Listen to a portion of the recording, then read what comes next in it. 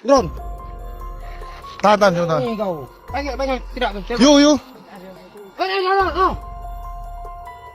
Kronologi 15 WNA Cina serang prajurit TNI di tambang emas Ketapang, kini diamankan imigrasi.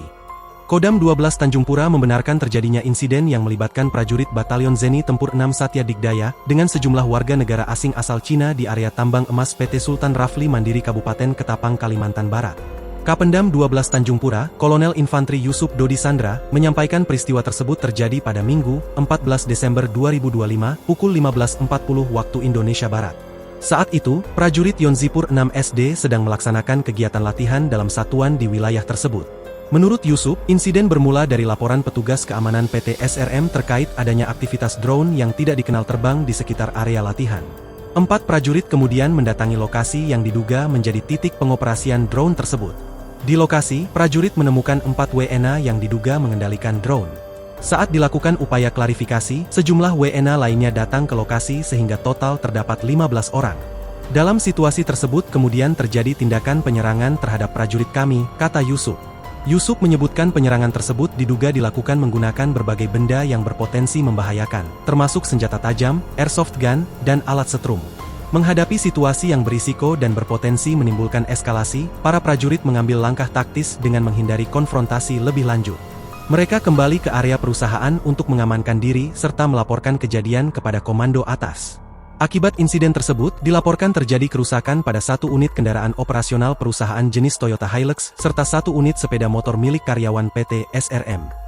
Kodam 12 Tanjung Pura menyatakan masih melakukan penyelidikan lebih lanjut untuk mengungkap secara menyeluruh kronologi kejadian, termasuk motif penyerangan dan tujuan penerbangan drone di area tersebut. Kapolres Ketapang, AKBP Muhammad Haris, mengatakan pihaknya masih melakukan klarifikasi dengan pihak-pihak terkait untuk mendalami peristiwa tersebut. Kami juga berkoordinasi dengan pihak imigrasi untuk menindaklanjuti pendataan terhadap WNA yang diduga melakukan penyerangan, kata Haris. PT SRM kemudian angkat bicara soal 15 WNA asal Cina yang diduga menyerang 5 personel TNI dan 1 warga sipil. Para WNA diketahui merupakan karyawan perusahaan dan PT SRM pun membantah ada penyerangan dan mempertanyakan kehadiran aparat TNI di kawasan tambang. Direktur Utama PT SRM, Li Changjin, membenarkan jika ada staf teknis PT SRM berkewarganegaraan Tiongkok yang mengoperasikan drone di area tambang. Meski begitu, Li Changjin menegaskan pihaknya membantah tudingan bahwa staf tersebut melakukan penyerangan terhadap anggota TNI. Ia mengklaim penerbangan drone dilakukan di wilayah izin usaha pertambangan milik PT SRM dan bukan merupakan kawasan militer atau area terlarang.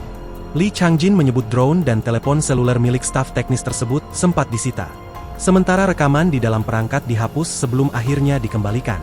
Saat kejadian staf kami merasa ketakutan karena perlengkapan mereka langsung disita, kami juga tidak mengetahui kepentingan pihak tertentu berada di lokasi itu, ujar Li Changjin.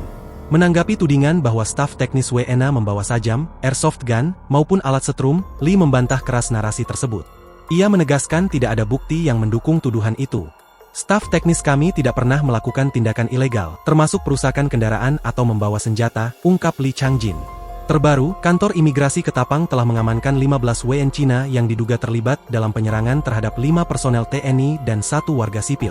Kepala Seksi Teknologi Informasi dan Komunikasi Keimigrasian Kantor Imigrasi Ketapang, Ida Bagus Putu Widyakusuma, menyatakan bahwa seluruh WNA tersebut sedang menjalani pemeriksaan terkait legalitas keberadaan dan aktivitas keimigrasian mereka di Indonesia.